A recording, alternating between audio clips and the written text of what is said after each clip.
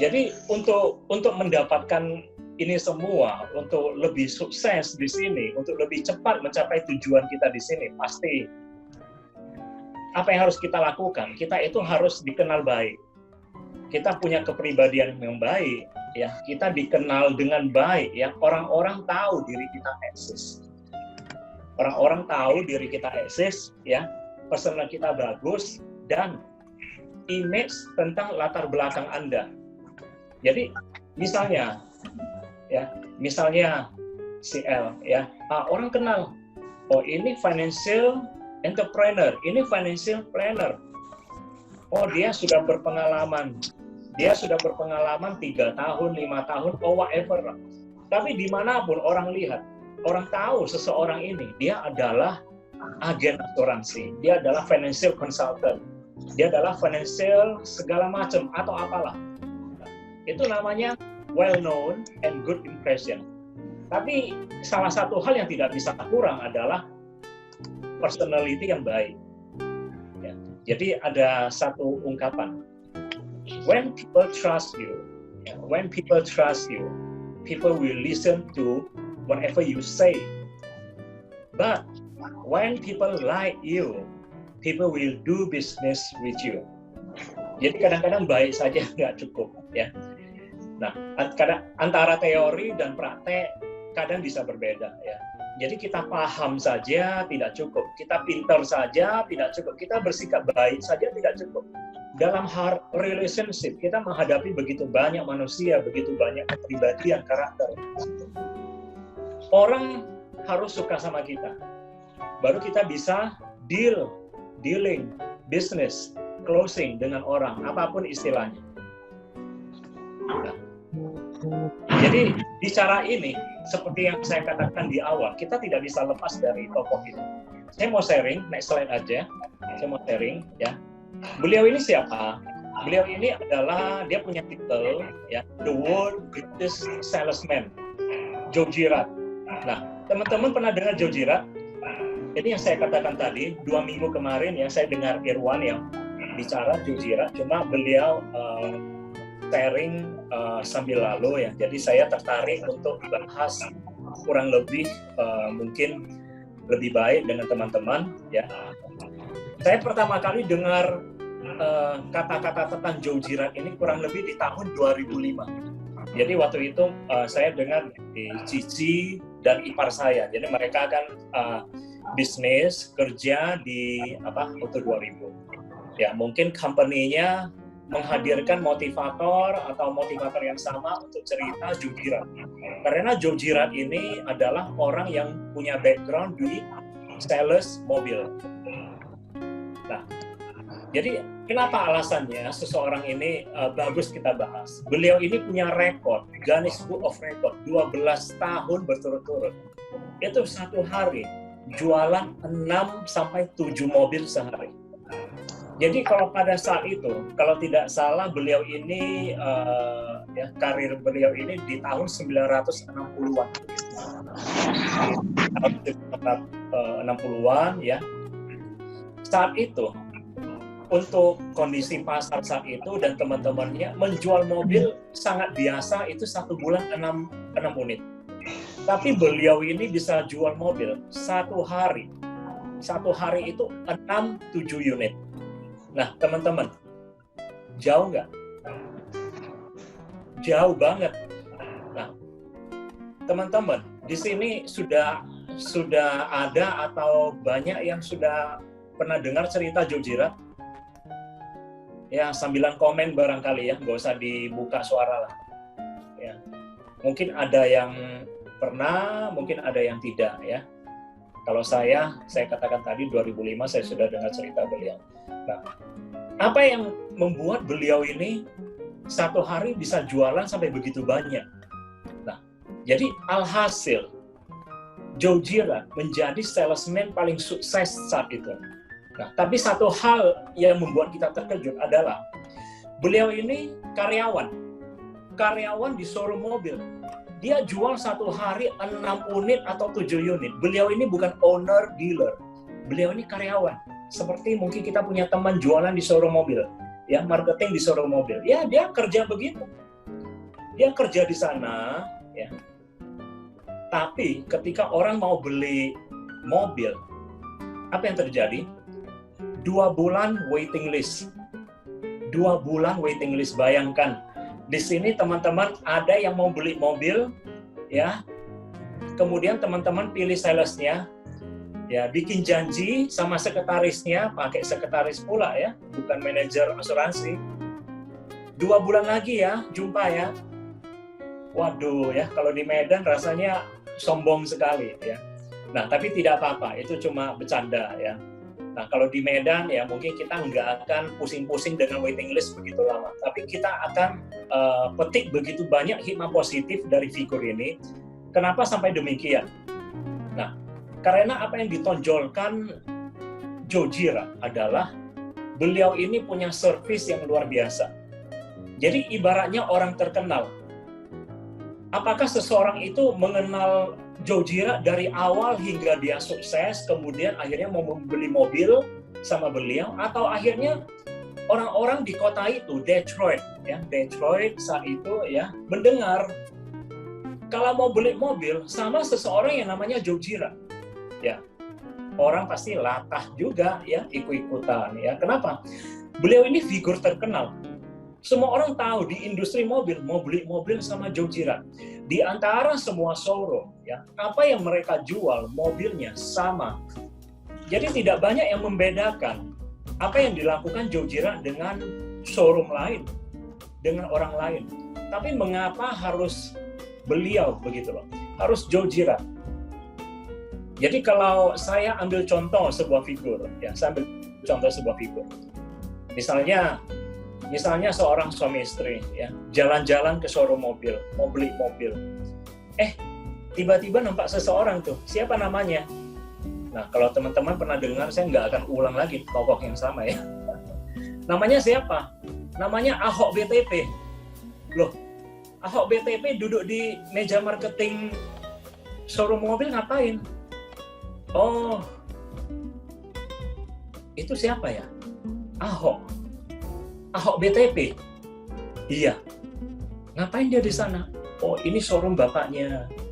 Sabtu Minggu nggak jadi gubernur, ya. Sabtu Minggu nggak ada ngisi acara, dia duduk di sana bantu jualan mobil. Nah, terus kita datang sama pasangan kita, ya. Ya, Pak Ahok ya. Oh ya. Oh, jualan mobil ya. Iya, bantu-bantu ya. Cari-cari pengalaman ya. Wah, ini kalau nanti beli mobil bisa dapat foto bareng ya. Oh boleh. Wah, kalau beli mobil nanti bisa tanda tangan mobil saya. Oh boleh. Nah, kalau itu orang terkenal ya. Kalau orang tidak terkenal ya, orang yang kurang dikenal ya. Ya, saya juga mau ikut ya. Saya juga mau ikut foto, saya juga mau ikut tanda tangan. Apa yang dikatakan orang? Wah, jangan coret mobilnya, nanti rusak ya. Nah, jadi ketika orang yang dikenal baik, ya, kita pasti milih apa? Kita pasti milih seseorang yang luar biasa seperti ini. Nah, tapi teman-teman, contoh itu juga intermezzo, ya. Jadi intinya apa? Kita suka membeli sesuatu, kita suka membicarakan sesuatu dengan seseorang yang background-nya begitu baik, yang namanya begitu dikenal. Nah, hari ini yang kita bahas, orang itu akhirnya, siapa yang menjadi orang yang dikenal begitu baik? Siapa yang menjadi orang yang background-nya di industri ini begitu bagus? Hari ini orang itu adalah kita. Nah, tapi yang perlu kita pahami adalah pola pikirnya, teman-teman. Jadi, Jojira ini, dia punya sebuah filosofi. Ya, dia punya sebuah filosofi. Walaupun beliau ini seorang karyawan, beliau berpikir dan bekerja itu seperti entrepreneur, business owner, pengusaha. Nah, next, Pak Is, filosofi beliau. Oke, saya lompat satu slide ya, karena saya nggak nampak, sorry. Ya. Mungkin boleh balik tadi. Saya kelompatan, Pak Is. Nah, jadi good salesman must be good at marketing himself first. Nah, sebetulnya ini kurang lebih tadi sudah sambil lalu saya jelaskan. Nah, apalagi di Medan ini. Seorang agent, ya, kalau kita ikut istilah dari Joe Girard ini, ya, salesman, itu juga harus bagus dalam memasarkan dirinya. Kenapa? Dari dulu sampai sekarang, ya, dalam beberapa hal produk, termasuk apa yang Anda kerjakan di sini, bisnis asuransi. Pertama, orang membeli Anda dulu. People buy you first before the product. Jadi kalau misalnya ibaratkan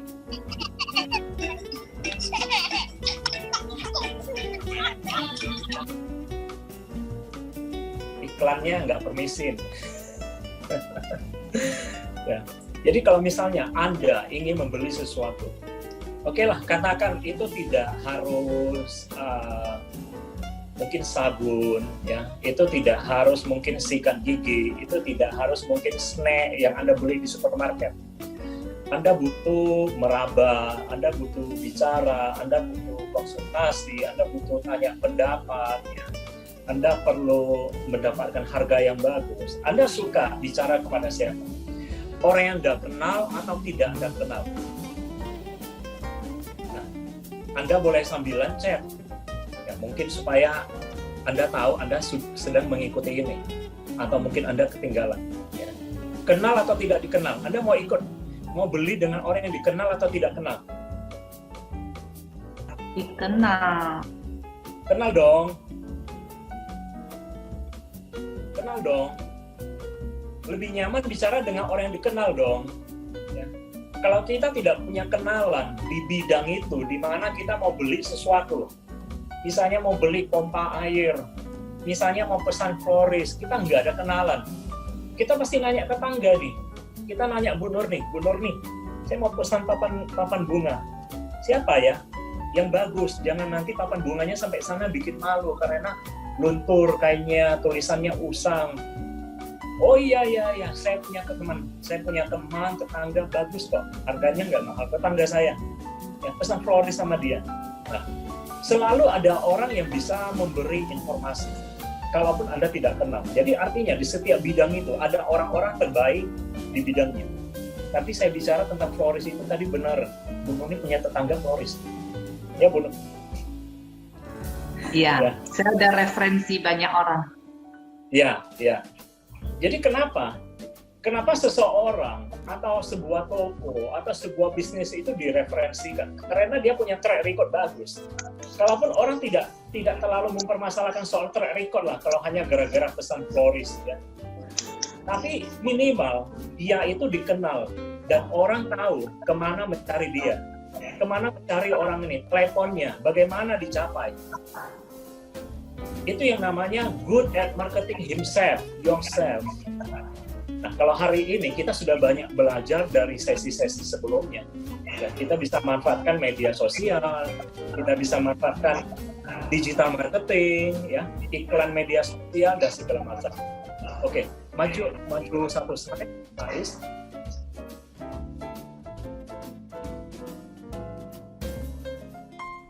Ya, jadi beliau punya satu filosofi, ya. Your business is your business. Your company can take care of your customer, so you need to take care of them. Jadi artinya, bisnis Anda adalah urusan Anda. Walaupun sebagai entrepreneur, walaupun sebagai karyawan, sebagai employee di dealer mobil, ya. Pola pikir Joe Girard itu berbeda. Apa yang dipikirkan? Dia paham satu kenyataan bahwasanya urusan bisnis dia adalah urusan dia. Jadi dia tidak bisa menuntut company-nya, ya, atau semua unsur di dalam company-nya untuk memperlakukan nasabah, untuk memperlakukan customer seperti dia. Nah, bila Anda ya dalam bisnis apapun, ya, bila Anda di bisnis ini Anda ingin memperlakukan ya treat nasabah Anda seperti raja, servis sebaik mungkin, Anda tidak bisa menuntut orang lain, ya, mungkin admin, mungkin departemen lain, ya, bertindak hal yang sama untuk customer Anda. Jadi artinya apa? Di dalam kondisi ini, kita perlu proaktif, kita perlu lebih kreatif, supaya kita bisa servis nasabah kita lebih baik. Dan apa yang terjadi, itu adalah hasil dari good marketing. Nah, jadi apa yang dilakukan Joe Girard? Ketika nasabah atau orang mau beli mobil sama Joe Girard, nah oke lah, katakan orang sudah janjian 2 bulan, sudah datang, ya, sekretarisnya sudah atur jadwal, begitu sampai ketemu dengan Joe Girard, apa yang dikatakan beliau? Ya, salam yang begitu hangat. Misalnya, hai Pak El, apa kabar Pak El?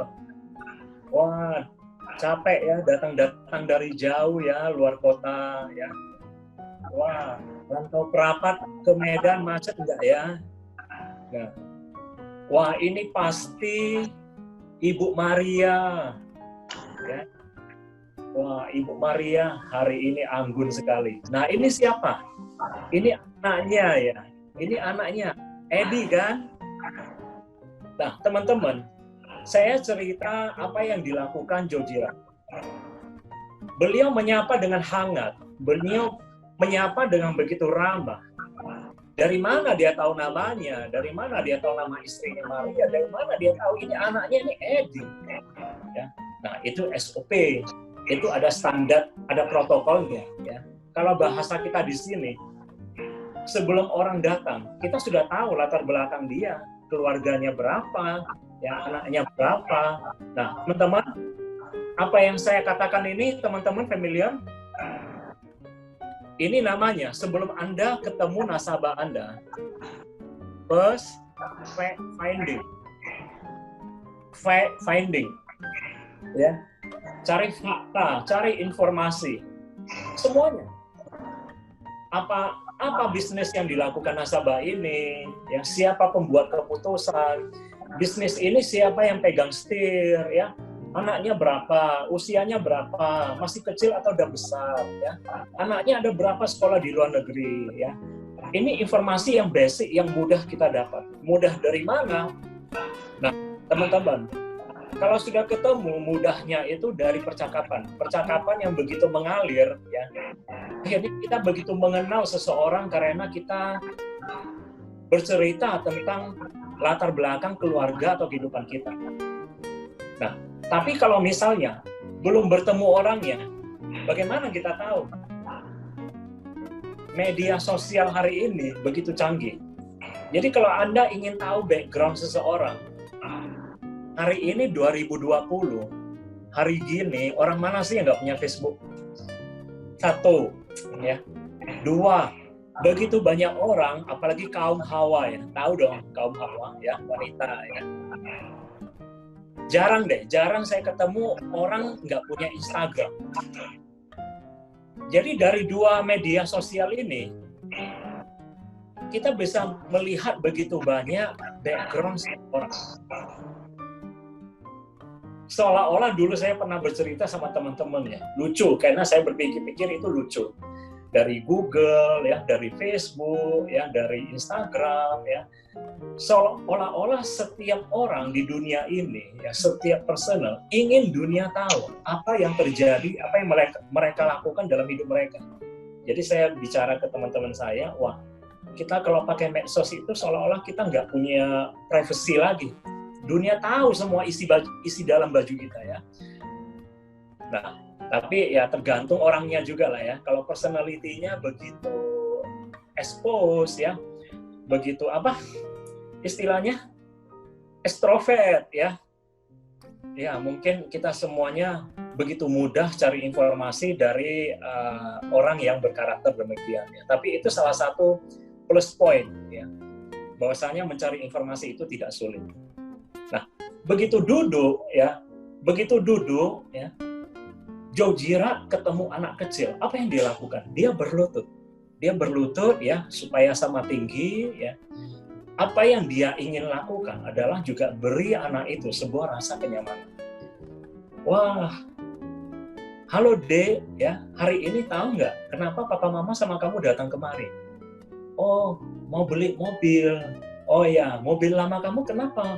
Mobil lamanya udah rusak, AC-nya panas. Ya. Closing Joe Girard, ya, dia sudah closing dan dia di showroom dia, di kantor dia punya pojok mainan. Dia punya pojok mainan, jadi dia punya cara ketika nasabah bawa anak kecil, dia bisa membuat anak kecil nyaman di pojok mainan. Ya. Artinya apa? Dia keluar uang sendiri, beli mainan. Nah, begitu duduk. Nah, ceritanya, Joe Girard ini dia mungkin bisa kasih sebuah souvenir ya, seperti sebuah badge atau seperti pin ya.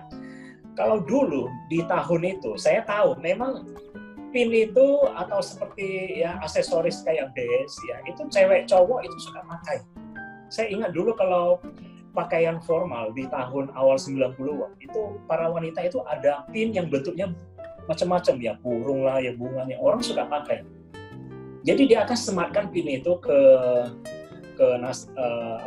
customernya ya. Tadi saya katakan siapa namanya? Pak L. Wah, Pak L sudah repot-repot kemari ya. Pak L, ya, saya suka orang seperti Anda. Nah, saya pasangkan pinnya. Kemudian istrinya Ibu Maria, nah Bu Maria, ini saya kasih parfum. Aduh, nggak usah, nggak apa-apa, ini souvenir ya. Nah, apa yang beliau lakukan? Baru saja mau datang duduk, beliau sudah banyak beri komplimen istilahnya ya, beri souvenir. Nah, ini salah satu hal yang buat beliau itu berbeda dari salesman yang lain saat itu. Yang pasti, nah ini dari kantong dia sendiri.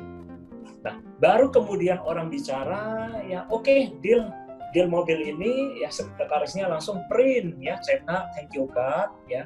Thank you card. Nah, ini Pak L, terima kasih ya.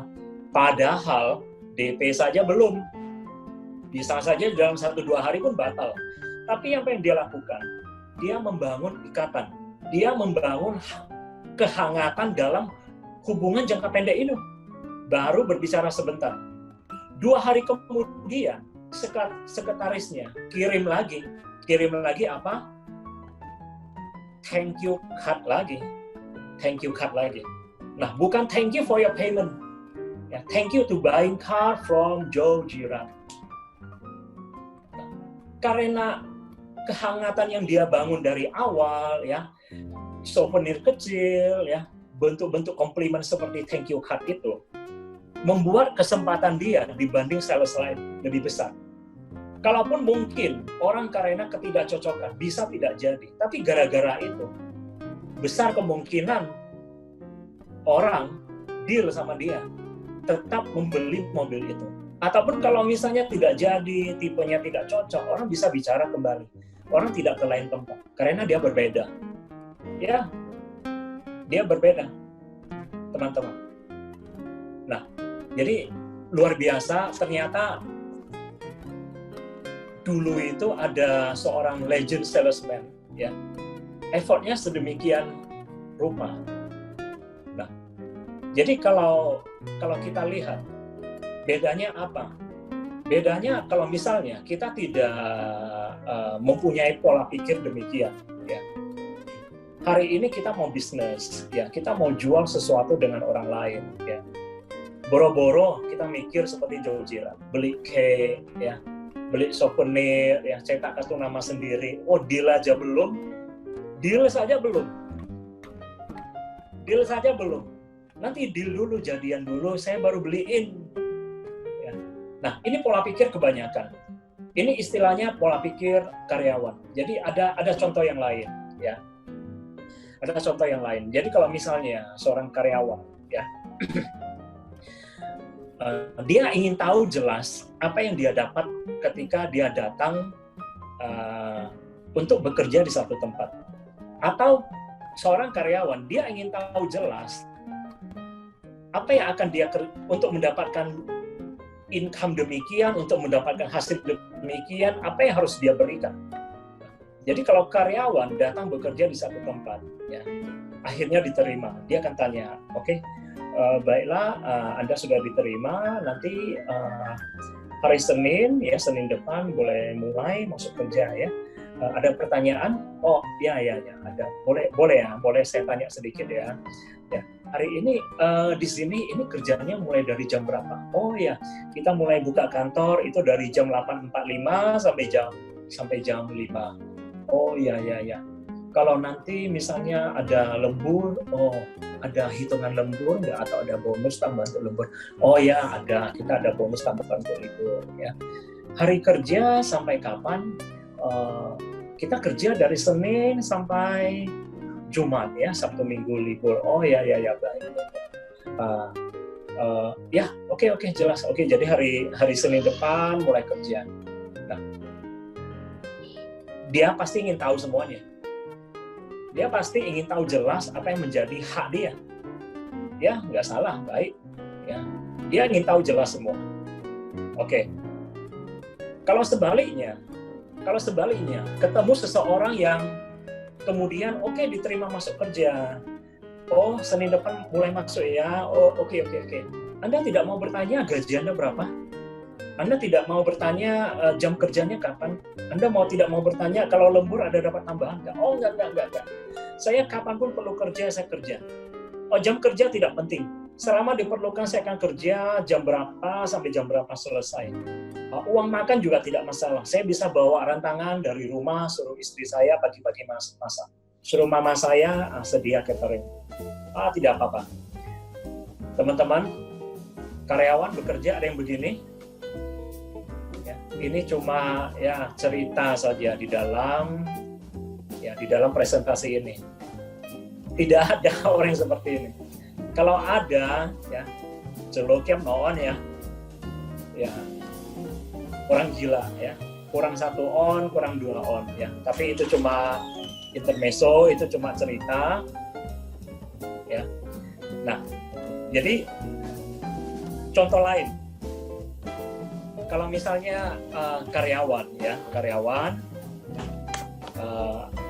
saya sharing apa yang saya dengar di sini ya, biar teman-teman juga merasakan pengalaman yang real gitu. Jadi kalau kita suruh karyawan kita ya beli keperluan kantor, wah kurang kertas ini, kurang kertas cetak ya, butuh printer, butuh tinta printer, beli dulu lah. Halo Anton, kamu lagi di luar ya? Ya. Jangan pulang dulu, kantor butuh kertas fotokopi ya, sama tinta printer. Pakai uangmu dulu ya, kurang lebih 300.000 saja. Nanti dulu. Pakai uang saya dulu. Ya, boro-boro ya, susah dong. Ini beli keperluan kantor pakai duit saya sendiri, susah. Nanti klaimnya bagaimana? Nanti klaimnya yang penting bawa stroke. Bener nih pakai stroke bisa klaim, bener. Iya bener, sebelin banget. Pakai stroke pasti bisa klaim. Gitu ya. Ya kita yakin lah ya kita yakin. Saya punya pengalaman juga sama ini. Saya punya pengalaman juga saat ini ya, seperti ini. Jadi oke lah beli ya. Karena 300.000 pasti dompet saya nggak ada 300.000. Ya, saya pasti gesek kartu debit saya gesek ya. Nah, begitu hujan udah dapat barangnya mau keluar hujan pula. Apa yang di kepala saya yang saya ingat adalah yang penting ada stroke ya, bisa klaim. Gawat ini kalau hujan ya, stroke-nya luntur, stroke-nya meleleh jadi bubur, hajab saya ya. Nanti saya repot lagi ke toko fotokopi itu minta bon lagi ya. Jadi saya selamatkanlah stroke ini. Barangnya gimana? Barangnya saya tenteng aja di ketiak saya. Nah teman-teman, ini sebuah gambaran. Karyawan itu bagaimana? Ya, karyawan, pola pikir karyawan sulit untuk berpikir demi kepentingan perusahaan, tapi mengeluarkan begitu banyak effort dari dia. Nah, saya mau sharing. Tadi waktu sharing saya teringat, saya mengalami contoh seperti itu. Ya. Dulu saya juga employee, ya. Saya employee, ya. Teman-teman yang lama kenal dengan saya, teman-teman tahu bahwasanya saya employee di kantor properti. Nah, apa yang saya kerjakan? Pekerjaan saya saat itu juga marketing properti. Nah, saat itu kita sedang menjalani transaksi pengikatan di kantor notaris. Jadi saya menjadi perantara, ya, makelar menengahi dari seorang pemilik yang hendak jual rumahnya. Jadi rumahnya adalah bekas proyek kita dulu, ya, dia tidak tinggal, beli untuk jual lagi. Tapi karena orangnya ini di luar kota, jadi dia tidak mungkin datang. Dia buat surat kuasa supaya adiknya perempuan yang di Medan bisa mewakili kuasa dia untuk tanda tangan bersama pembeli. Nah, jadi ada satu masalah ketika sampai di tempat notaris. Di antara begitu banyak dokumen yang sudah tersedia di meja notaris, ada kurang satu dokumen. Apa itu? PBB tahun berjalan yang sudah dibayar. Ya, PBB, pajak bumi bangunan, tahu ya? Nah, ini pengalaman real saya. Apa yang terjadi? Lah, semua orang bengong dan diam. Mana ini? Akhirnya saya minta ke pemilik, ya, ke adiknya pemilik. Ini PBB-nya kemana ini? Sudah bayar belum? Apa yang dikatakan adik ini? Ya, saya kaget sekali. Kenapa? Sudah di penghujung meja nih, semua orang udah hadir, tinggal tanda tangan, ya. Itu pembeli juga ready di sana. Orang sudah bayar, kalau gara-gara remeh, belum selesai, bikin malu saja, tidak profesional. Saya tidak tahu apa-apa. Koko saya suruh saya datang hanya untuk tanda tangan. Itu bergeming terus di kepala saya. Apa yang saya lakukan? Ya. Akhirnya saya mengambil inisiatif. Ya. Oh ya sudahlah, ya. Saya tengok ini kayaknya buntu nih, ya. PBB itu saya yang bayar. Nah, Tahu berapa PBB-nya? 15% dari komisi saya kurang lebih. Jadi kalau misalnya komisinya 5 juta, ya berarti 500-an ribu lebih PBB. Jadi bagi saya itu angka yang lumayan. Ya. Kemudian masalah sudah selesai. Tapi begitu pulang ke kantor, manajer saya bilang, apa yang kamu lakukan, ya, itu bijaksana. Dia tidak membahasakan seperti isi seminar ini, ya, isi materi ini. Dia mengatakan apa yang kamu lakukan itu bijaksana. Kamu menyelamatkan transaksi hari ini. Ya, dalam hati aku ngomong apa? Ya iyalah, gue yang bayar, ya. Gitu loh. Nah, jadi memang apa yang ada di pikiran saya saat itu adalah transaksi ini tidak bisa mundur. Harus selesai, harus berjalan, dan someone must do something. Kalau manajer saya, ya, dia juga kerja di kantor. Kalau saya telepon, apa yang terjadi? Siapa yang mau keluar duit? Siapa yang terima komisi? Ya, saya yang berkepentingan. Jadi, your business is your business. Your company can take care of your customer, so you need to take care of them yourself, and everybody happy. Jadi, apa yang saya lakukan adalah menyelesaikan masalah. Nah, apa yang menjadi pola pikir filosofi Joe Girard? Joe Girard menyelesaikan masalah. Nah, untuk jangka panjang, dengan attitude demikian, bahkan dia bisa selalu maintain repeat order.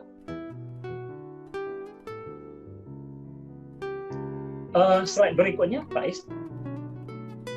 Karena kadang saya nunggu slide-nya, karena slide ini juga menjadi garis besar buat remind saya untuk mulai dari mana. Nah, jadi salah satu hal yang penting dari Joe Girard adalah Joe Girard mengatakan, ya, filosofinya tadi. Kalau kita tidak bersikap demikian, berarti kita meletakkan tanggung jawab. Kita meletakkan tempat bersandar kesejahteraan Anda, kesejahteraan keluarga kepada company, kepada orang lain. Ketika kita ingin melayani teman, nasabah kita sebaik mungkin. Nah, tapi orang lain tidak bertanggung jawab untuk urusan itu. Nah, kenapa? Bukan orang tidak mengerjakan tugasnya, bukan. Kalau bukan Anda, ya orang lain, ya Anda menuntut orang lain, Anda menuntut departemen lain, accounting lah, ya shipping lah, pengiriman lah, logistik lah, segala macam. Orang akan bekerja dengan standar, ya orang akan bekerja dengan SOP. Orang tidak salah. Nah, tapi kalau Anda ingin melayani dengan lebih baik, apa yang dilakukan Joe Girard? Proaktif, kreatif untuk menyelesaikan masalah. Untuk berdiri lebih dulu, untuk memberi lebih dulu. Jadi mindset entrepreneur berbeda dengan mindset karyawan. Karena ketika seorang entrepreneur melakukan bisnis, apa yang dia lakukan? Dia keluar modal. Kemudian 2-3 tahun lagi baru break even. Nah, sudah untung dia harus gulung modal lagi. Nah, tapi at least kemudian siapa yang sukses? Entrepreneur. Saya pernah sharing ke teman-teman saya yang lain, saya mengatakan, hari ini begitu banyak orang yang berada di zona nyaman. Orang yang terlalu takut atau ragu untuk mencoba hal-hal baru, untuk mencoba tantangan-tantangan baru. Tapi ternyata ada satu fakta yang lucu. Apa? Kita, orang-orang kebanyakan, karyawan, orang yang bergantung pada gaji, ya, kita orang yang bergantung pada gaji tetap, kita mencari kepastian dari orang yang tidak punya kepastian. Teman-teman, benar nggak yang saya katakan? Karyawan, employee mencari kepastian dari orang yang tidak punya kepastian. Apa yang akan terjadi nanti, ya? Berapa banyak bisnis yang dia bisa hasilkan, bagaimana keuntungan bulan depan, ya, bagaimana keadaan bisnisnya tahun depan, ya, nanti mau rugi berapa, tidak tahu. Siapa itu? Pengusaha, teman-teman, entrepreneur. Nah, tapi akhirnya yang sukses siapa? Atau yang mengumpulkan lebih banyak kekayaan siapa? Ya, balik-balik lagi. Kita semua tahu faktanya, entrepreneur, pengusaha. Nah, itulah yang terjadi.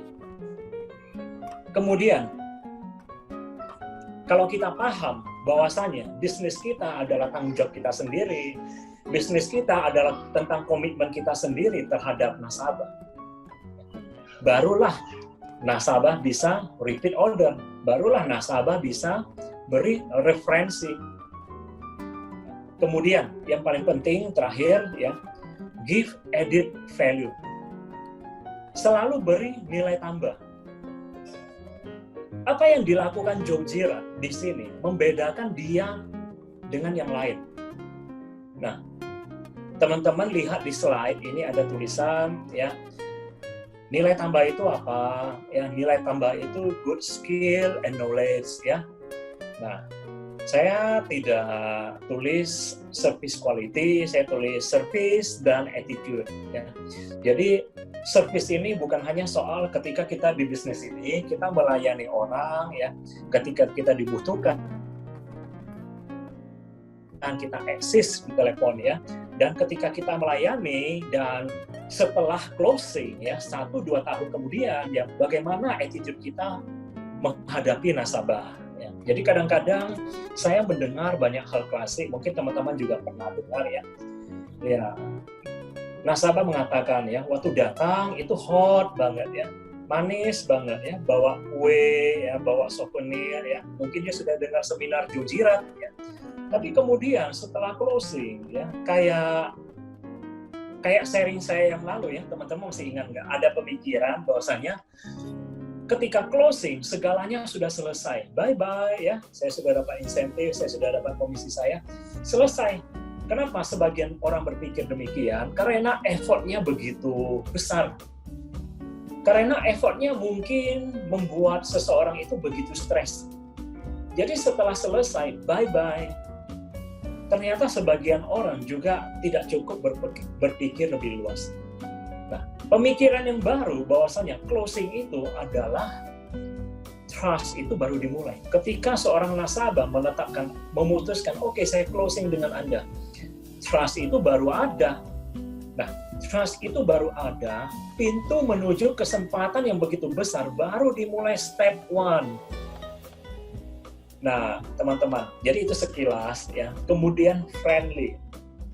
Nah, saya juga sering bicara dengan teman-teman bahwasanya ketika kita baru mulai di industri ini, kita perlu membentuk karakter yang baru. Gimana itu karakter yang baru?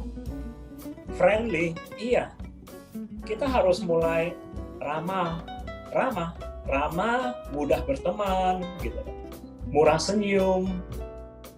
Mungkin biasanya karena kita nggak bisnis, ya, kita kerja, ya, kita nggak punya kepentingan dengan orang lain di luar kantor kita, dengan teman-teman, tetangga di luar kantor kita.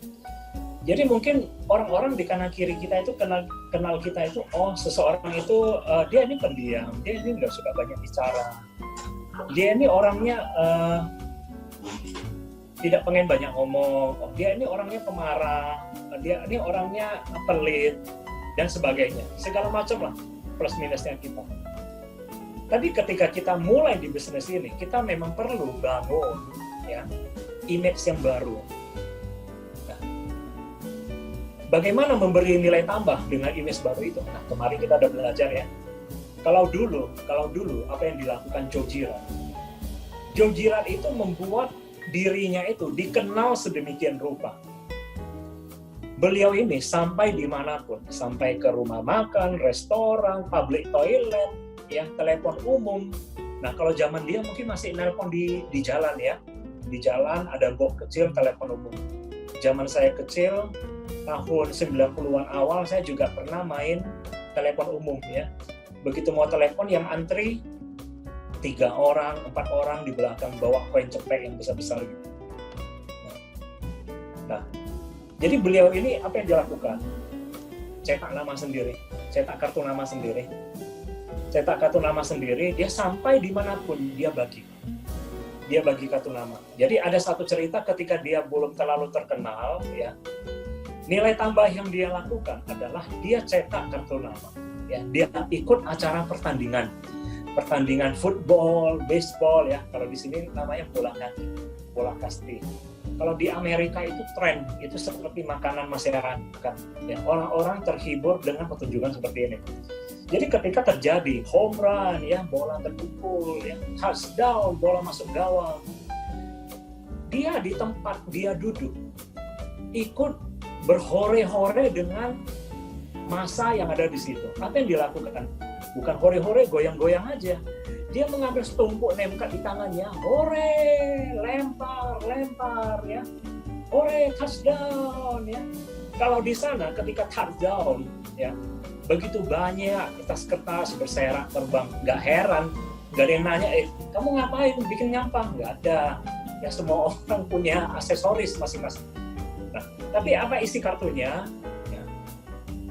Need a car, good service, excellent service, find Joe Girard. Begitu banyak orang, ratusan ribuan orang yang mungkin akan mulai kenal dengan beliau. Nah, itu pertama. Kedua, sebelum acara selesai, ini masih dalam satu acara, ya. Sebelum acara selesai, mungkin acara itu 2 jaman begitu. Mungkin ada 3-4 kali home run, touchdown. Beliau ini ganti posisi, geser lagi ke ujung sana. Ore lagi, touchdown lagi. Apa yang dilakukan? Ore, buang kartu nama, ya. Lempar. Nah, begitu banyak orang kenal. Saya begitu mendengar cerita ini, sebetulnya ya terinspirasi juga ya, memberi saya ilham, ya, memberi saya kesan yang begitu positif. Walaupun hari ini mungkin sebagian orang karena ada media sosial, ya, digital marketing, ya, orang udah jarang pakai kartu nama. Saya sendiri kartu nama memang banyak sisa, kadang-kadang saya masih beri, ya, tapi nggak tahu ya. Hari ini kalau kita ketemu teman, tukar WhatsApp lah. Jadi kalau kita ketemu seseorang yang ingin kita prospek, seseorang yang penting bagi kita, ya, kita kenal dengan orang terhormat. Seseorang ini memberi Anda nomor WhatsApp dia. Itu sesuatu banget. Karena hari ini kalau dapat nomor WhatsApp, itu adalah media di mana kita melakukan pekerjaan sehari-hari. Kita bisnis sehari-hari. Kalau kita nggak berkepentingan, kita nggak mungkin nyebar WhatsApp kita, ya, buat dimasukin iklan gitu. Ya, walaupun hari ini saya juga salah satu orang yang menerima banyak iklan di WhatsApp saya. Kita jualan rumah di Jakarta lah, jualan mobil di mana lah, saya pun nggak tahu orang ini dapat nomor saya dari mana. Mungkin karena saya pernah pasang nomor saya di Facebook, ya. Nah, tapi walaupun cara-cara yang kita dengar begitu konvensional di sini, kita juga harus paham bagaimana cara untuk menyesuaikan diri di zaman digital ini. Begitu banyak metode yang mungkin kita bisa coba, ya. Salah satu hal yang paling penting adalah membuat Anda dikenal dengan baik. Jadi friendly saja tidak cukup. Anda harus dikenal dengan baik supaya orang tahu, saya mau cari sesuatu, saya mau cari mobil, saya mau cari asuransi. Oh, saya kenal seseorang, atau saya kenal seseorang yang bisa memperkenalkan seseorang. Saya sering mengalami pengalaman, ya. Tidak heran kalau seperti kadang-kadang membeli asuransi, ya. Di bisnis ini begitu penting, yang mana kadang-kadang tidak semua orang, tidak semua keluarga begitu update dengan hal-hal seperti ini. Jadi kadang-kadang mereka tidak punya kenalan yang baik, mau beli asuransi sama siapa ya? Wah, sekeluarga ini nggak ada yang tahu. Jadi akhirnya nanya sampai ke tetangga, kamu beli asuransi sama siapa? Orangnya bagus nggak? Saya mengalami itu, ya. Dari mana? Di Medan juga ada, tapi yang baru-baru ini saya mengalami di awal tahun ini dari nasabah yang di luar kota. Jadi apa yang terjadi adalah nasabah mencarikan Anda nasabah. Enak nggak? Enak. Nah, tapi sebelum itu kita harus paham apa yang membuat itu terjadi. Effort apa yang perlu kita lakukan. Jadi kalau ada pilihan, teman-teman, kita sukanya mana? Kita sukanya kita cari nasabah atau nasabah cari kita?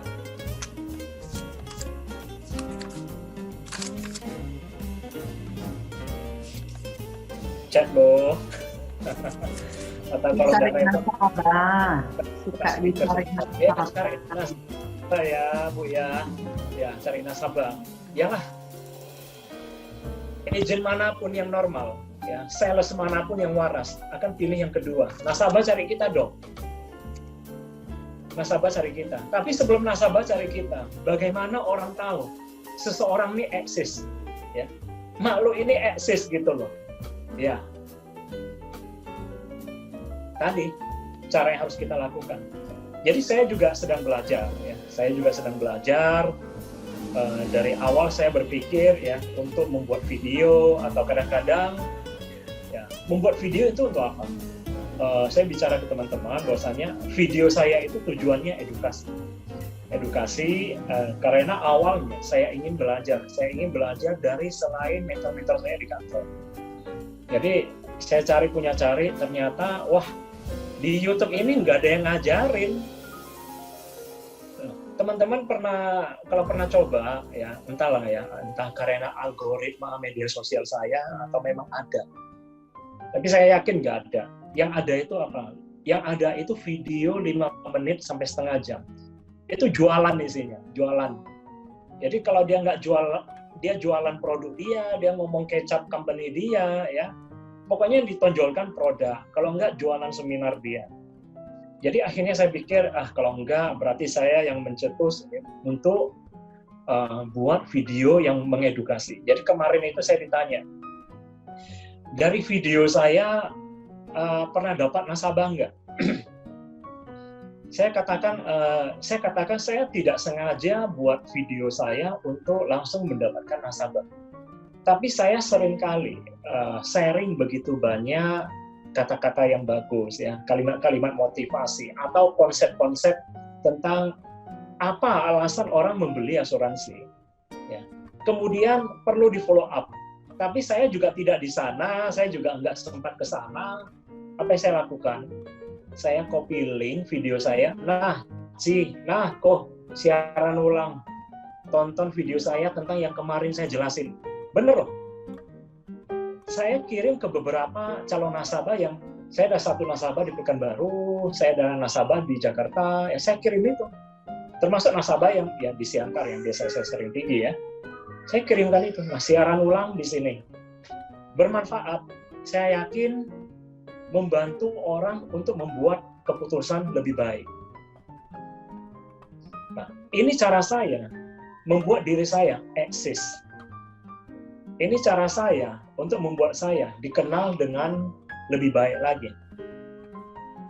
Nah, nilai tambah ini yang harus kita bangun untuk diri kita sendiri. Teman-teman masih follow nggak?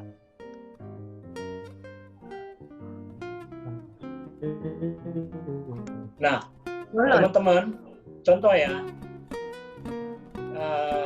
ada contoh ya, kalau profesi sebaik kita tidak bisa iklan, ya, kita tidak bisa dengan cara apapun membuat diri kita dikenal. Minimal kita bisa sounding lah, kita bisa sounding dengan WhatsApp kita, ya, dengan Facebook, Instagram kita. Kenapa? Kalau teman-teman sering jalan di luar, ya, teman-teman lihat nggak di pohon besar di jalan, ya, tiang-tiang listrik, tiang-tiang telepon, tiang-tiang internet di jalan, ada poster. Perhatikan, apa isinya? Sedot WC. Nah, ahli sedot WC, nomor telepon, ya. Cari badut, nomor telepon. Badut loh. Badut sama ahli sedot WC.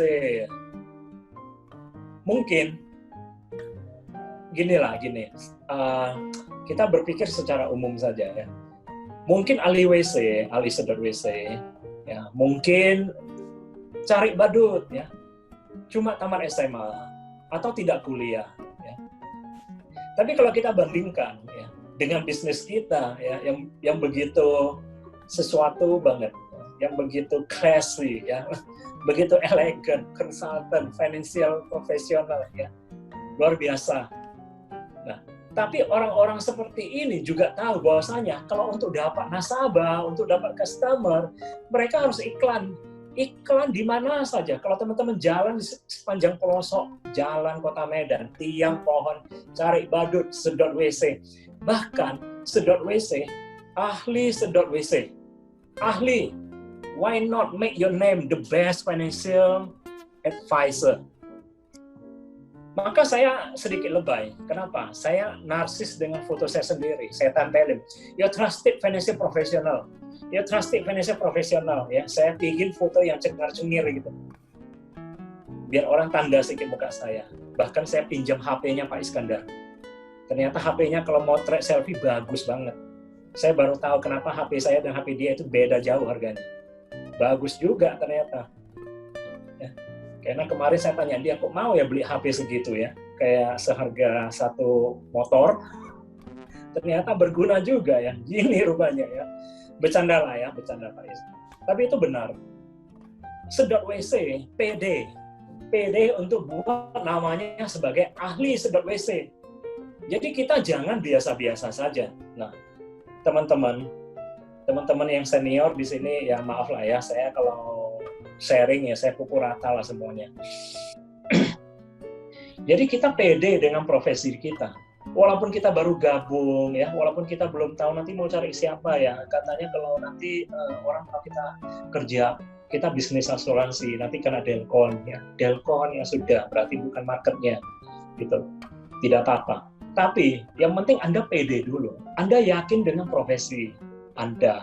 Anda yakin bahwasanya apa yang Anda lakukan ya dengan nilai tambah, keahlian, knowledge Anda ini bisa membawa sesuatu yang penting bagi hidup orang lain. ini yang menjadi jawaban bagi pengalaman saya. Maka kenapa nasabah yang beli, ya beli lagi. Nasabah yang sudah beli, sudah bayar mahal, malah masih ngajak saya makan siang. Nasabah yang kemarin sudah bayar klaimnya sih nggak seberapa. Bayar klaim dari almarhumah dia juga, premi dari pasangannya yang sudah meninggal juga tidak seberapa. Tapi kemudian saya prospek lagi, masuknya malah 3 kali lebih besar gitu. Dan bolak-balik saya datang, apa yang dikatakan cuma terima kasih, terus saya yang jadi malu. Tapi ini bukan malu seperti sebenarnya. Saya justru menjadi motivasi. Saya harus hati-hati. Saya harus menguasai diri dengan baik. Saya harus meningkatkan skill dengan baik. Saya harus bangun knowledge saya dengan lebih baik. Ya, saya harus tetap teguh, tetap tekun dengan komitmen saya. Ini jadi motivasi, guys. Nah, jadi ya demikian, luar biasa lah. Ternyata filosofi Joe Girard ini seseorang yang sukses di masa lalu. Tapi apa yang dia lakukan punya pengaruh yang begitu besar terhadap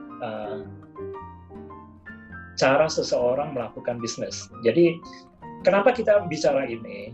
Karena kita ini di bisnis asuransi, bisnis yang dimana manajer juga nggak ngatur. Manajer bisa ngomong, leader bisa beri pendapat, tapi nggak ada orang yang bisa maksa. Kenapa? Nggak digaji.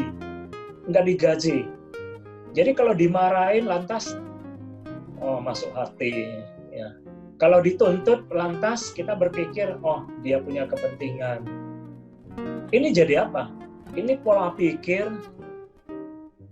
employee. Nah, teman-teman. Jadi apa yang saya sharing hari ini, harapannya supaya kita lebih mandiri. Kita lebih mandiri melakukan pekerjaan kita. Supaya kita lebih proaktif.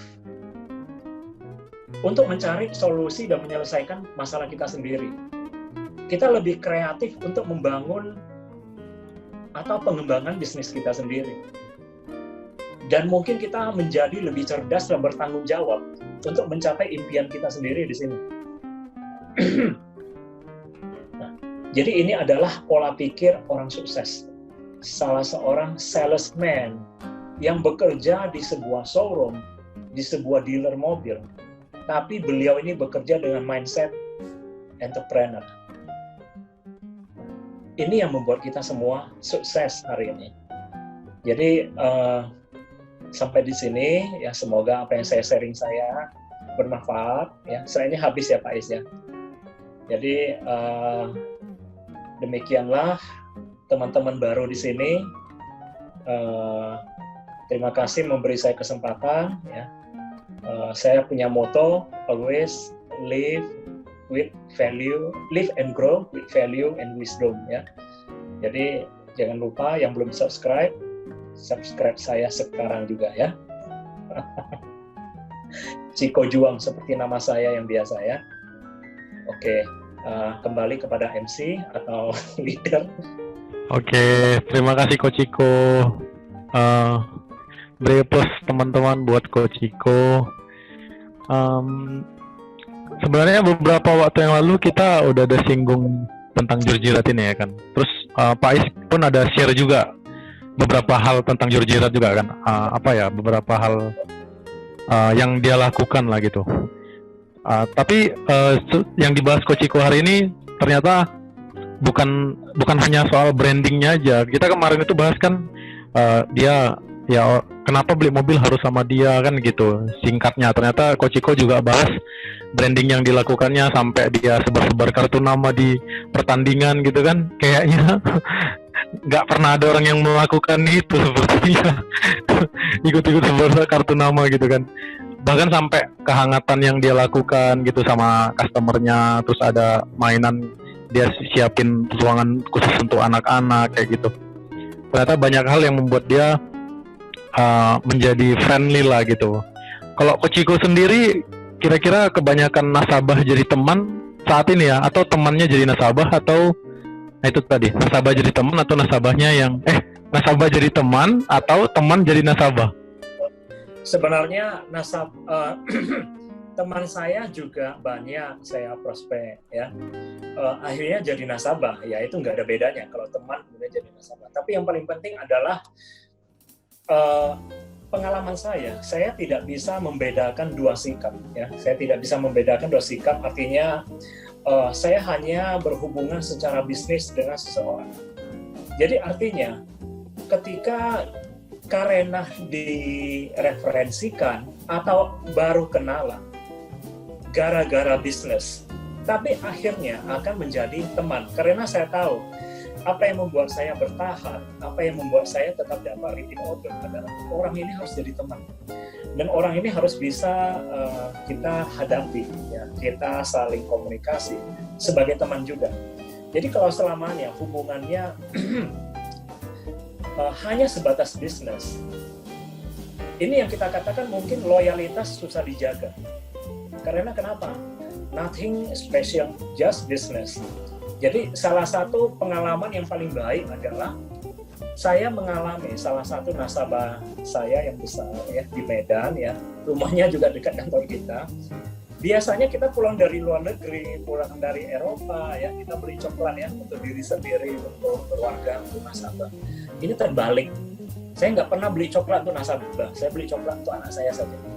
Beliau ini pulang dari Eropa, Ciko, dia WhatsApp ya, dia foto, dia datang ke kantor drop untuk saya, dia nggak bilang saya udah beli coklat untuk kamu, datang ke kantor ambil, datang ke rumah saya ambil, enggak, dia datang ke kantor ya, Ciko saya pulang dari Eropa, ini ada coklat untuk anak-anaknya. Wow, dalam hati ya, saya enggak ya bersikap lebihan lah ya, enggak lah ya, wow ya terima kasih ya, I feel so honored, appreciated. Itu pengalaman berharga. Ya gitu teman-teman.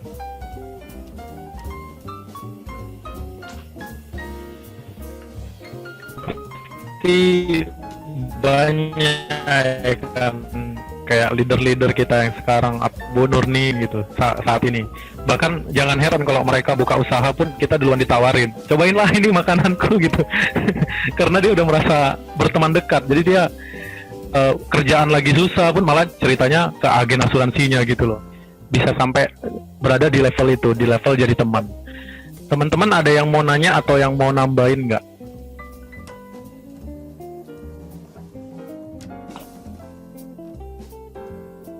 Ada yang mau nambahin atau ada yang mau bertanya dulu?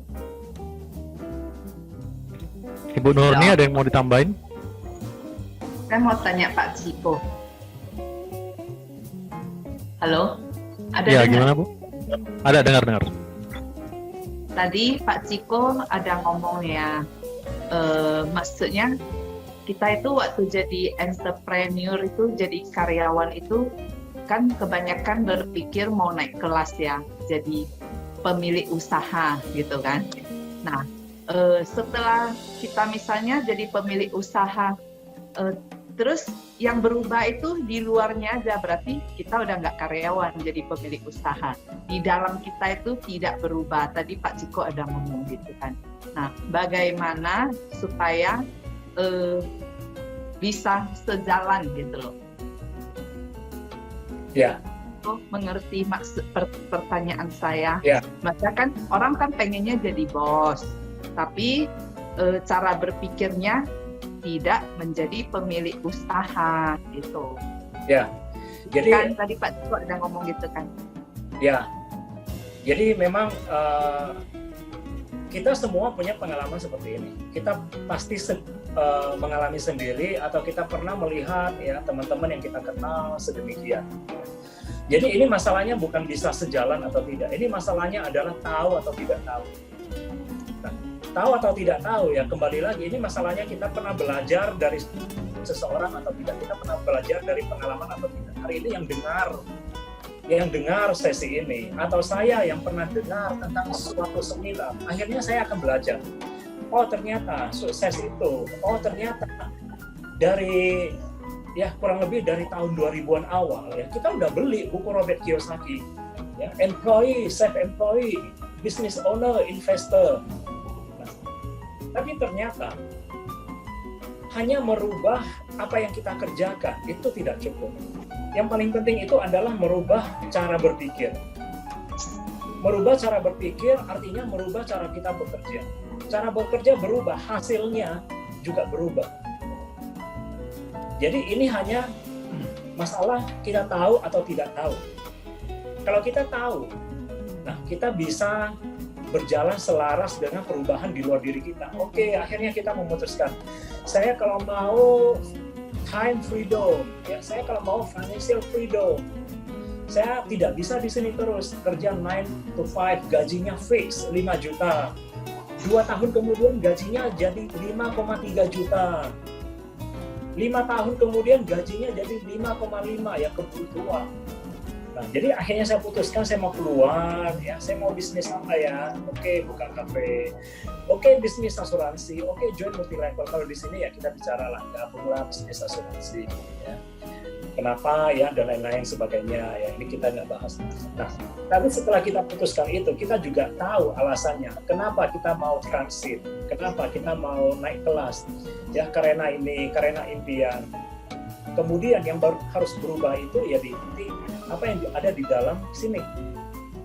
Kalau tidak, ya sama dengan seperti yang saya katakan di awal. Ini salah siapa? Kayaknya salahnya saya ikut motivasi, ikut seminar, ya, tanpa tahu detailnya. Ini seperti ada SKB yang ketinggalan. Jadi ada pengetahuan yang antara tahu dan tidak tahu, itu begitu penting. Begitu luar biasa akibatnya. Sekian Bu Nurni. Oke, makasih Pak Ciko. Makasih Bu Nurni. Oke, mungkin karena ini bersifat motivasi, inspirasi ya.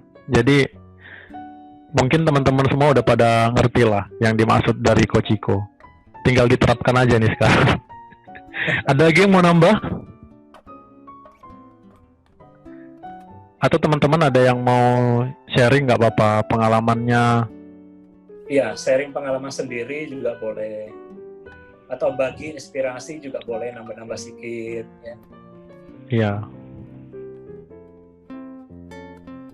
Oke, sepertinya tidak ada lagi Coach Ciko. Pak Is, kok unmute? Boleh. Saya kasih gambaran aja. Ya, penutupan. Jadi gini, Pak Ciko penjelasannya kan employee versus entrepreneur kan. Kalau saya menangkapnya adalah ini dua makhluk yang berbeda. Dua makhluk yang memang berbeda. Pola pikirnya berbeda, makanannya pun mungkin beda gitu. Sehingga mereka cara ngomongnya beda, cara jalannya pun beda, cara berpikir, cara melihat sesuatu pun beda. Kayaknya memang dua makhluk yang berbeda. Nah, cuman saya juga melihat ada orang yang makhluk entrepreneur, tapi dia itu sebenarnya kerja di dalam sebuah perusahaan. Apakah itu salah? Tidak salah. Kenapa? Karena dia sudah menjadi makhluk yang benar. Karena sebenarnya kalau orang punya mentalitas entrepreneur, sekalipun dia kerja di sebuah perusahaan, perusahaan itu sangat beruntung. Buktinya Joe Girard. Joe Girard kan memang karyawan, tapi dia punya mental memang entrepreneur. Jadi dia makhluk yang entrepreneur, tapi dia positioningnya di dalam ranah karyawan. Itu bukan masalah. Nah sekarang, kebalikan. Ada orang yang dia adalah makhluk employee, tapi dia berada di lingkungan entrepreneur. Jadi mentalitas dia sebenarnya karyawan, tapi ditempatkan di tempat yang tidak ada gaji, harusnya dia pakai pola pikir entrepreneur, tapi salah tempat dia. Nah sekarang pertanyaannya, menurut nalarnya teman-teman, bisnis asuransi jiwa itu sebenarnya bisnis entrepreneur atau employee? Kalau saya tanya gitu, pasti jawabannya entrepreneur. Oke, bagus sekali, tepuk tangan gitu kan. Tapi maksud saya begini, kita semua tahu di bisnis asuransi itu sebenarnya adalah tempatnya di mana para entrepreneur berada. Oleh sebab itu, kalau kita mau sukses di bisnis asuransi ini, mau nggak mau kita harus berubah. Cuman kan kata berubah ini kita juga udah sering dengar. Kenapa saya sebut di depan dari penjelasan saya bahwa dua makhluk yang berbeda, kamu nggak bisa berubah. kamu akan berakhir dengan gagal. Kenapa? Kalau saya suruh teman-teman berubah gitu kan, apa segampang itu suruh orang berubah? Kalau gampang, mungkin orang sudah tidak ada yang namanya kecanduan. Kan begitu. Orang yang kecanduan apa tahu itu nggak benar, nggak baik. Tahu, tapi kenapa dia masih lakukan juga? Kita kasih tahu, nanti kalau kamu terus-terusan konsumsi ini, nanti otakmu rusak. Iya, saya tahu, Pak. Nah, terus kenapa kamu konsumsi terus? Nggak tahu, Pak. Jadi sebenarnya apa yang dia sudah tahu itu nggak boleh pun, tetap dia lakukan. Akhirnya, orang ini harus mati dulu, baru dia lahir lagi. Dia harus jadi makhluk yang berbeda. Jadi kalau mau berubah menjadi makhluk yang berbeda, harus mati dulu masalahnya. Ya kan? Kalau dalam Buddhisme harus tumimbal lahir dulu. Tapi kelamaan nunggu mati terus lahir lagi, kelamaan nanti jadi apa juga belum tahu. Nah sekarang maksud saya kita sebenarnya bisa kalau mau, tapi nggak bisa konsep berubah. Tapi kita harus benar-benar matiin, terus lahir kembali gitu. Jadi konsep ini sebenarnya reborn ya, kita bilang reborn. Jadi kalau Anda karyawan disuruh nyebrang menjadi entrepreneur itu, saya rasa hal yang mustahil. Itu sebabnya saya menemukan, kok ada ya orang yang baru join, kita udah tahu ini bakal sukses. Kenapa? Karena memang sebenarnya dari awal pun dia udah makhluknya adalah makhluk entrepreneur. Nah, kebetulan join di sini, ya cepet banget, dia cepet banget pokoknya. Nah, ada juga kita rekrut orang yang dia sebagai makhluk employee. Dia spesiesnya employee, spesies lah ya, spesies. Spesiesnya employee. Tapi kita rekrut masuk ke akuariumnya, akuarium entrepreneur. Jadi dia dengar apapun di bisnis ini, tetap aja nggak ada perubahan. Dia dengar apapun, tetap aja nggak bisa berubah. Kenapa? Dia lihat kawannya kok bisa, dia kok nggak bisa, karena dia nggak reborn gitu loh. Dia nggak lahir kembali menjadi entrepreneur. Jadi apa? Mentalitasnya masih sama kayak karyawan gitu. Gara-gara kita suruh orang berubah, saya bela-belain ngomong apa? Kamu itu karyawan, tapi bosnya kamu sendiri. Bela-belain. Kenapa? Supaya kita satu sisi, kita kerja seperti karyawan, tapi pikirannya kayak entrepreneur. Kerjanya itu giat, takut dimarahin bos, tapi bosnya kita juga gitu loh. Demi bela-belain ya supaya kita berubah jadi satu makhluk yang namanya entrepreneur. Bela-belain saya cari cara ngomonginnya gimana ya. Oke lah, kamu karyawan, kamu CEO, kamu juga pemegang saham. Kan gitu. Jadi tahun ini PT ini mau dibawa kemana? Saya sebenarnya pengen bangkitin yang namanya entrepreneur itu. Gitu loh. Sulitnya di situ aja. Kalau itu sudah teman-teman bisa lakukan, saya mau bilang, tidak ada yang sulit. Bukan hanya asuransi, semua pun jadi mudah. Kan begitu? Ya kan Pak Ciko ya? Setuju nggak Pak Ciko?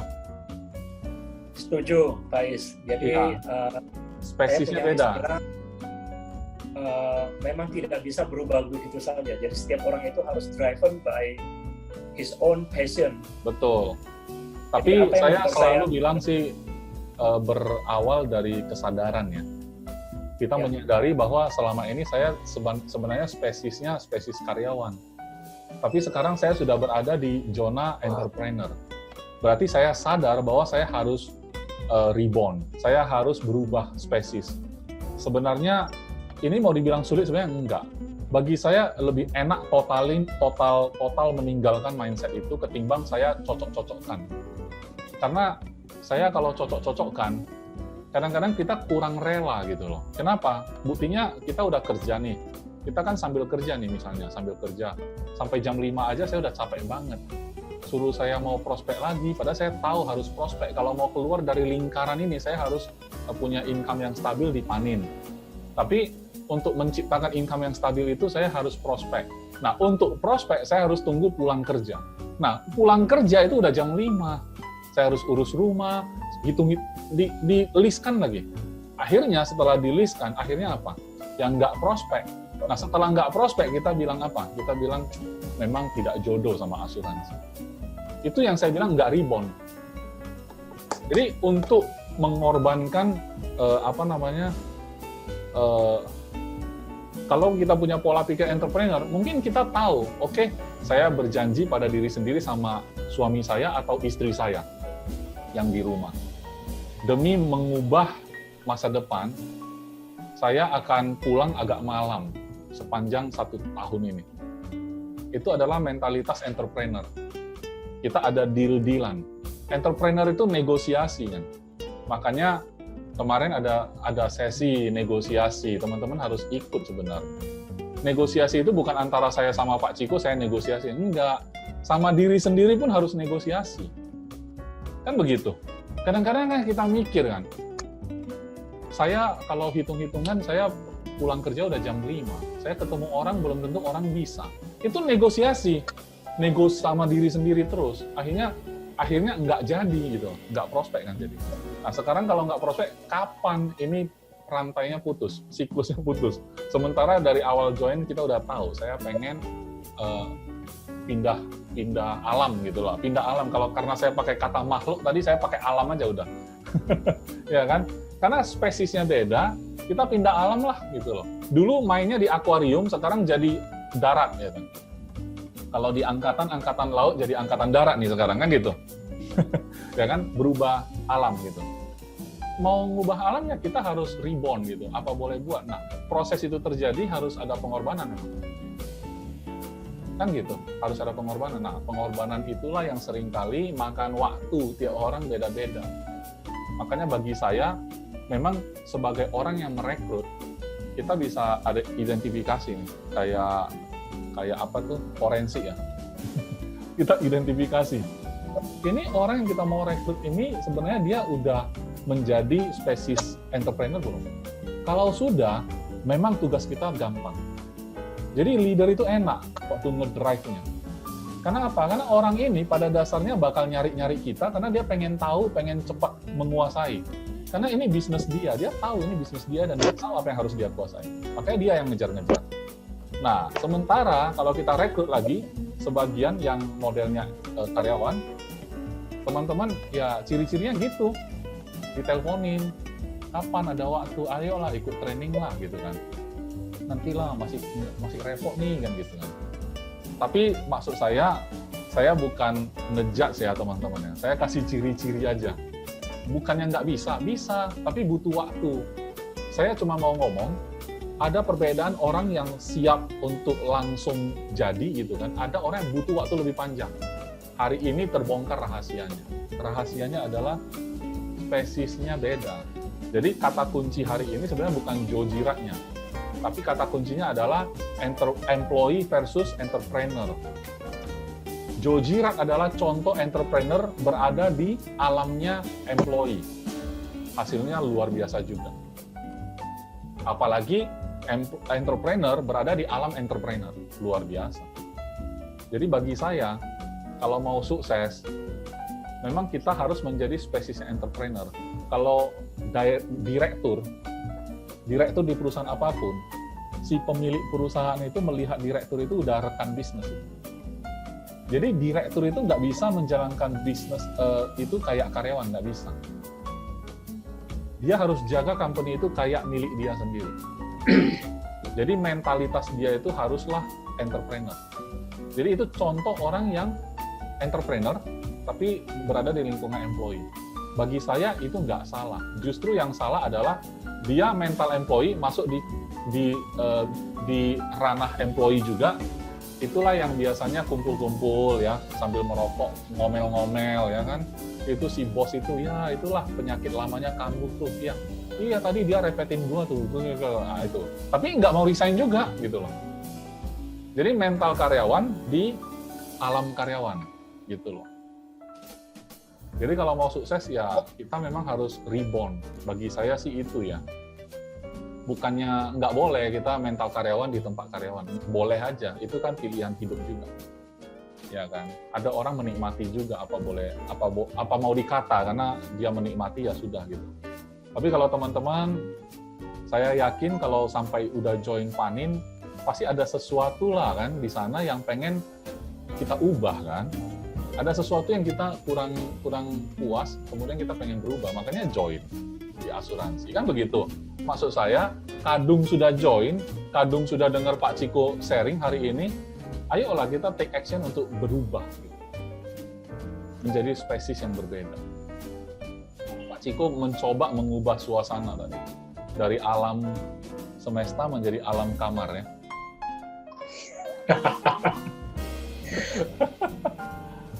Nggak ada gambar Mungkin cantik. dari saya itu ya teman-teman ya. Semoga saya bisa sedikit memberikan gambaran aja. Kata kuncinya dari saya itu. Spesiesnya employee dan entrepreneur. Ya, terima kasih Pak Is. Thank you. Terima kasih teman-teman. Kembali ke MC lah. Oke teman-teman, udah nggak ada lagi? Sebenarnya ada Mungkin. banyak. Iya. Atau sekalian kita tutup aja. Pak Heri mau ngomong, Pak Heri senyum-senyum soalnya. Kalau senyum-senyum biasanya mau ngomong. Oke. Jadi kalau senyum tandanya mau ngomong ya. Nggak Ya banyak berarti sih. ada yang mau disampaikan. Sudah full 2 jam. Ya. Hari ini udah bagus lah ya. Pak Ciko udah sharing banyak ke kita soal employee dengan seorang business owner ya kalau kita mau berbisnis. So teman-teman, kita mau jadi apa kita yang tentukan sendiri. Namun kalau yang pastinya teman-teman kalau kita sudah di dunia business insurance, di insurance, kita selalu bilang ini adalah bisnis. Kenapa? Ya jelas bisnis. Karena gak ada yang gaji kita. Gak ada yang bayar gaji kita. Kita tidak punya pendapatan tetap seperti seorang karyawan kan gitu ya. Jadi pada saat kita sebagian sudah masuk di bisnis ini, yang tadi Pak Iskandar bilang itu juga benar, yaitu ini ada 2 dunia gitu. Saat kita masuk di dunia, ibarat gini, kita ini seorang manusia yang tidak hidup di laut. Nah, pada saat kita masuk ke air, ya mungkin kita tidak bisa jadi ikan gitu, punya insang, punya apa kan gitu ya. Nah, tapi perlahan-lahan kita bisa belajar bagaimana kita bisa menyesuaikan diri. At least seperti itu gitu. At least seperti itu, menyesuaikan diri. Kita belajar berenang, kita belajar bagaimana mengatur nafas kita di dalam air. So teman-teman, ini yang kadang-kadang kita perlu afford dari teman-teman yang selama ini mungkin masih part-timer. Nah, kabar baiknya adalah banyak sekali bisnis insurance yang sukses itu datang dari part-timer. Karena jarang sekali ya kalau kita mau hitung di sini, yang di sini semua yang hadir di sini sebelumnya, yang sukses, yang sudah lama, yang sudah senior, junior semuanya, kita rata-rata datang sebagian besar itu 90% itu sebagian besar ada dari part-timer. Ada nggak dari businessman? Ada. Berapa orang itu memang dia pebisnis. Dia itu pebisnis yang kemudian tertarik dengan insurance, ternyata potensinya besar juga ya, dia coba. Yang gitu ya. Nah, dengan kondisi seperti ini, artinya adalah banyak kok yang berhasil. Apa yang membuat ada orang yang bisa berhasil dan ada yang masih belum gitu. Dan ternyata sebagian besar adalah pada saat kita sudah masuk di bisnis ini, maka yang Pak Ciko bilang itu adalah dia sudah harus mulai berubah. Dia harus belajar turun ke air, harus belajar tarik nafas di air ya. Di bisnis ini kita tahu bahwasanya kalau kita di dunia bisnis otomatis ya kita tahu tidak ada yang menjadi bos kita. Leader kita itu adalah sebagai partner kita. Leader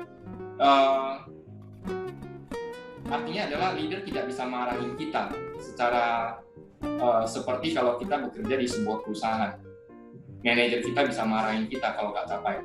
Hari ini harus targetnya ketemu 5 orang, kita cuma ketemu 2 orang aja, kita dimarahi, diomelin gitu. Nggak bisa kan kalau di bisnis ini. So teman-teman, mindset kita harus berubah ya. Pada saat kita masuk di bisnis ini, kita tahu bahwasanya tidak ada bos, lantas saya harus bagaimana? Ya Anda harus jadi bos. Jadi tadi Pak Iskandar sudah kasih satu gambaran yang sangat bagus. Kita mau berubah itu kan tidak bisa langsung. Tapi kenapa kita tidak berpikir bahwasanya kita itu adalah sebagai agen asuransi, bos kita siapa? Ya, bos kita adalah diri kita sendiri. Jadi karyawannya siapa? Karyawannya kita sendiri juga. So teman-teman, bagaimana Anda mau karyawan Anda bisa performance seperti apa? Anda harus tuntut diri Anda seperti itu. Nah, ini banyak sekali cerita dengan kondisi adalah ada sebagian orang di bisnis asuransi datang dari background bank. Saat dia di bank, dia itu dikasih target 1 bulan minimal harus dapat funding 10M. Bayangin loh 10M. Ya 10M memang sih gampang ya. Sebagian orang pikir gampang. Kenapa? Karena dia kan bukan apa, dia cari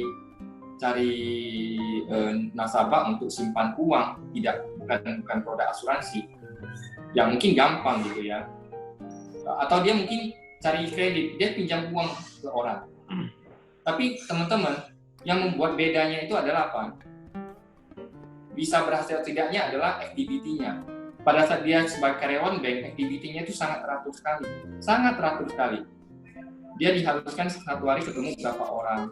Yang kemarin kan Rivena ada sempat sharing ya, karena dia background-nya dulu dari bank ya. 1 hari ketemu berapa orang, harus tanda tangan, bukti kepada bosnya, lapor. Dia setiap hari mereka harus ada report, kan gitu ya. Kalau di bank itu memang ketat sekali. Saya punya teman di bank dan dia juga kebetulan adalah kepala wilayah ya. Jadi dia setiap hari yang dia lakukan adalah dia pantau. Jadi sekarang ini work from home, walaupun dia work from home, dia pantau terus. Setiap hari harus ada report, setiap orang harus ada report, dan harus ada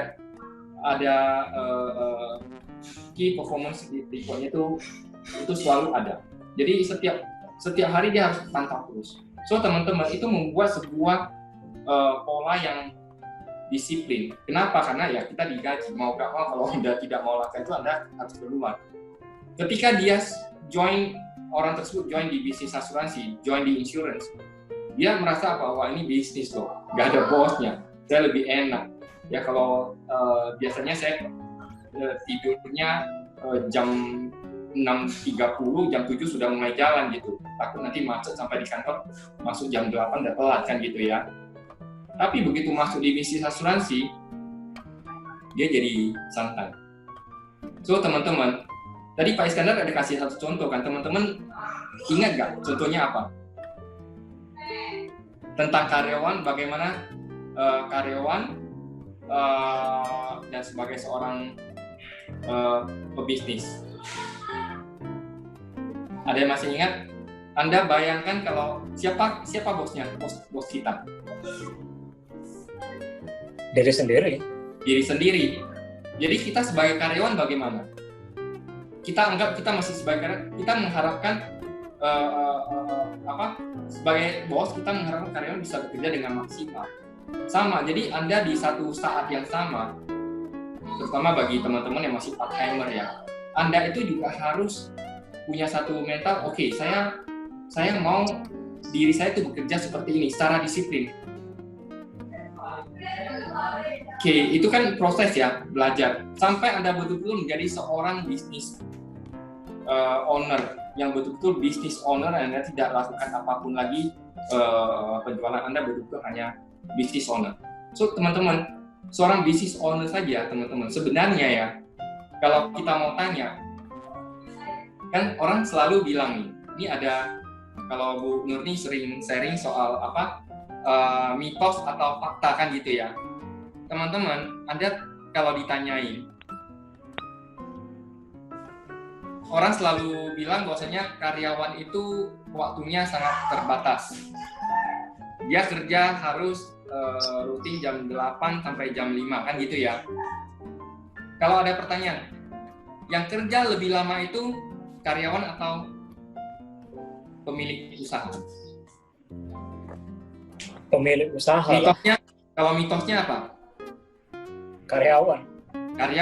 Orang selalu bilang, wah kalau jadi bos itu kan tenang-tenang di rumah, dia hanya lihat handphone, dia lihat Itu saja kan gitu ya, lihat handphone saja dia report kan gitu ya.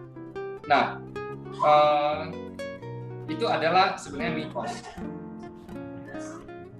Sebenarnya seorang pebisnis yang betul pebisnis ya, bukan pebisnis yang mentalnya tadi Pak Iskandar ada bilang kan, pebisnis tapi mentalnya karyawan gitu. Justru pebisnis itu habisin waktu di bidang di pekerjaan itu jauh lebih banyak. Teman-teman baca aja, teman-teman pick salah satu konglomerat yang ada di Indonesia. Coba tanya mereka tidurnya jam berapa, bangunnya jam berapa, mereka kerja itu jam berapa sampai jam berapa. Anda cari aja, yang di Indonesia itu banyak contohnya. Itu Bu Susi pernah sharing ya, Susi bekas Menteri Kelautan ya. Nah, banyak direktur pemilik Bank Mega ya, banyak lah. Kalau kita baca semua itu luar biasa. Mereka itu betul-betul workaholic. Nah, Tesla misalnya, siapa pemiliknya? Elon Musk. Coba lihat di internet, dia itu kerja berapa jam, tidur berapa jam. So teman-teman, pada saat karyawannya sudah selesai berhenti bekerja, dia masih belum berhenti bekerja, dia masih tetap di lokasi kerja. Dia masuk lebih awal, dia pulang terakhir itu, because he enjoy. Jadi sebenarnya teman-teman, antara mitos dengan fakta tuh kadang-kadang berbeda. That's why kenapa banyak orang berpikir bahwasanya wah enak ya jadi pebisnis itu lebih kaya ya. Kenapa kaya? Jadi karena apa yang dia lakukan gitu. Jadi teman-teman, sama kita hari ini, kita juga bos kita adalah pemilik bisnis dan kita juga sebagai karyawan yang melakukan. So bagaimana konsep kita lakukan hal itu. Mindset changing itu harus ada ya. Saat Anda jadi seorang pebisnis, mentalitas seperti apa yang harus Anda miliki yang sudah tadi Pak Ciko sampaikan. Ada nggak? Anda tidak punya gaji lagi. Dan Anda harus apa? Ya, jadi kalau karyawan tuh dia tidak perlu pusing, setiap bulan ada pendapatan tetap kan gitu ya. Dan yang dia perlu lakukan adalah bagaimana dia bisa melakukan tugasnya tepat waktu sesuai dengan perintah dari atasan. Kalau pebisnis, dia harus bagaimana memikirkan antara expense yang ada dengan omset yang ada. So teman-teman, Anda harus gitu loh. Jadi agen asuransi Anda harus hitung. Saya hari ini sampai hari ini sudah tanggal berapa? Hari ini sudah tanggal 20. Omset saya berapa? Anda bertanya nggak teman-teman? Omset saya berapa? Sampai bulan Juli tanggal 20 omset saya sudah berapa? Sementara expense saya sudah berapa? Karena kita tidak gaji loh. Jadi itu alasannya kenapa ada orang yang omsetnya sudah 500 juta, sudah mulai ada yang MDRT, sudah ada yang sudah capai COT, TOT. Sementara ada yang apa-apa pun belum capai gitu. Dan kita harus tanya, waktu kita sama kok. Dan apa yang kita lakukan? Berapa angka kita, berapa biaya kita? Itu entrepreneur. So teman-teman, ini membuat kita bisa belajar ya teman-teman. Untuk bisa jadi seorang business owner itu kita harus punya satu loncatan, dan loncatan di sini paling bagus teman-teman. Dan ada yang paling bagus lagi adalah kalau Anda walaupun seorang employee sekarang tapi sudah punya mental seperti ini. Dan pada saat Anda harus masuk ke dunia bisnis, Anda sudah tidak takut lagi. So sebagai pesan saya adalah sebagai seorang kita yang sudah terjun di bisnis asuransi, teman-teman harus belajarlah, mindsetnya harus dirubah. Kita itu tidak ada terima gaji, dan kita siapa yang marahin kita, gak ada yang marahin kita. Siapa bosnya kita? Kita sendiri. Kita marahin diri sendiri. Kamu ngapain aja sih sudah bulan 7, omset belum ada. Apa yang salah dengan apa yang saya lakukan? Harus ada komunikasi yang bagus. Tadi Pak Iskandar ada bilang negosiasi dengan diri sendiri. Anda harus lakukan apa gitu. Dan teman-teman, kita selalu bilang bisnis ya, bisnis itu adalah long term. Kalau karyawan kita punya waktu, kan gitu ya. So Anda sudah harus tahu, Anda harus bagaimana mengatur waktu dengan baik. Apa yang Anda harus capai dalam, Anda harus punya target dalam 1 tahun ke depan, 3 tahun ke depan, 5 tahun ke depan. jangan sampai kita ketinggalan terus. Oke ya, jadi saya rasa cukuplah, saya udah tambah-tambah aja karena tadi sudah banyak dijelasin oleh Pak Ciko, Pak Iskandar juga sudah sempurnakan begitu bagus ya, dua alam ini. Spesies. Dua alam ini bisa nggak? Bisa gitu kan. Jadi kita di bisnis asuransi itu kita punya kesempatan. Jadi kayak amfibi gitu, kita bisa hidup di air, bisa hidup di darat. Nah, kita juga bisa, kita memang di air, kita memang di darat, tapi kita juga bisa di air. Artinya adalah kita bisa jadi host, kita jadi yang pelaksananya, eksekutornya. Sampai kalau suatu hari Anda betul-betul hanya eksekutor aja. Itu ada tahapan untuk changing ke sana. Yang penting adalah dari kita harus tahu sih, harus selalu tanya pada diri sendiri. Pencapaian saya sudah sampai di mana? Kalau saya bos, saya mau nggak karyawan saya seperti ini? Omset sampai bulan Juli ini sudah berapa? Recruiting sudah berapa? Total nilai sudah berapa? Kita harus bertanya pada diri kita. Dan kita harus terus motivasi diri sendiri untuk bisa capai target yang kita.